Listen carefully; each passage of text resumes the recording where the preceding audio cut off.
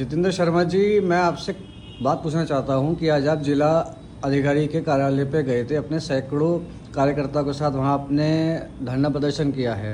आपके दो विषय थे जो आप वहां लेके गए थे। पहला आपका विषय था कि आप अनंतपुर गांव में जो बीजेपी सरकार के द्वारा हिंसा हो रही है उस विषय पे, और दूसरा जो आपका विषय था कि तेजगढ़ी चौराहे पे जो वीर भोज के जो पोस्टर फाड़ा गया है उस विषय में आपका क्या कहना है और आप क्या रणनीति लेके आप वहाँ गए थे?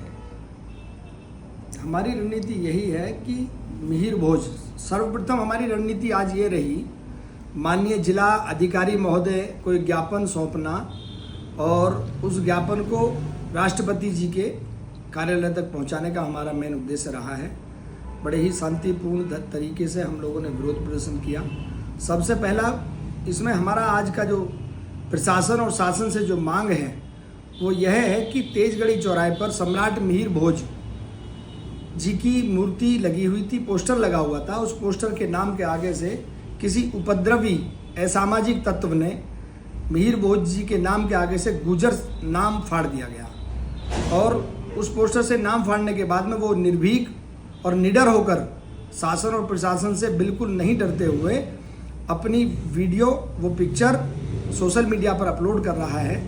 उस अपराधी को सजा दी जाए और उस अपराधी के खिलाफ जिला शासन प्रशासन सख्त से सख्त कार्रवाई की जाए। इसी की मांग को लेकर हम कप्तान साहब एसएसपी मेरठ से मिले।